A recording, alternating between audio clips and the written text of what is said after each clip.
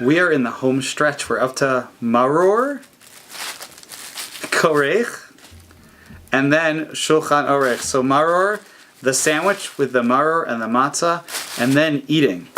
Why do we have matzah and then maror with matzah? We should skip straight to korech. We'll have maror and matzah together, and we'll be up to the meal. So the Gemara, the Talmud, discusses a conversation around eating the matzah and the maror.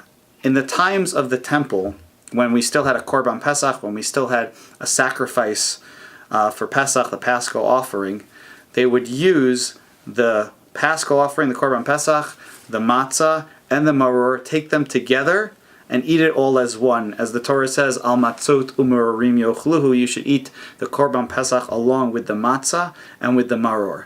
Once we no longer had a Pesach offering, the question was, what do we do with the matzah and what do we do with the maror? The matzah remained a biblical mitzvah that we were commanded in the Torah explicitly to eat matzah on Pesach night. The maror, which is only discussed in connection with eating the Korban Pesach, the sacrifice, became a rabbinic mitzvah, a mitzvah from the rabbis.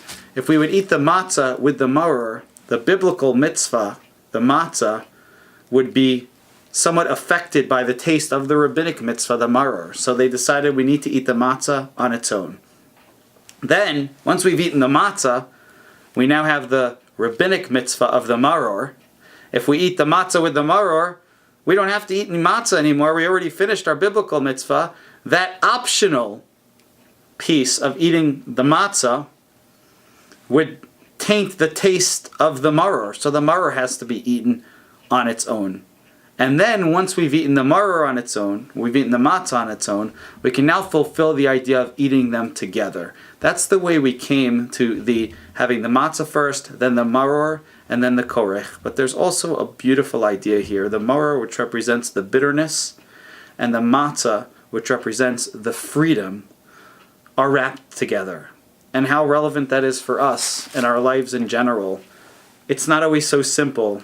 Sometimes there's dark, sometimes there's light, sometimes there's dark and light together. Sometimes there's bitter and sometimes there's sweet, and sometimes it's bittersweet. And by taking the matzah and the maror and eating them together, it's a beautiful message for us that the idea of Pesach, the idea of the Seder, is going from slavery to freedom. That we appreciate the freedom when we've been able to see the slavery. And once we finish that together, we turn to Shulchan Orech, we turn to the best part, the meal, when we sit as free people, leaning and eating and enjoying. Happy Pesach, Chag Kasher V'Sameach.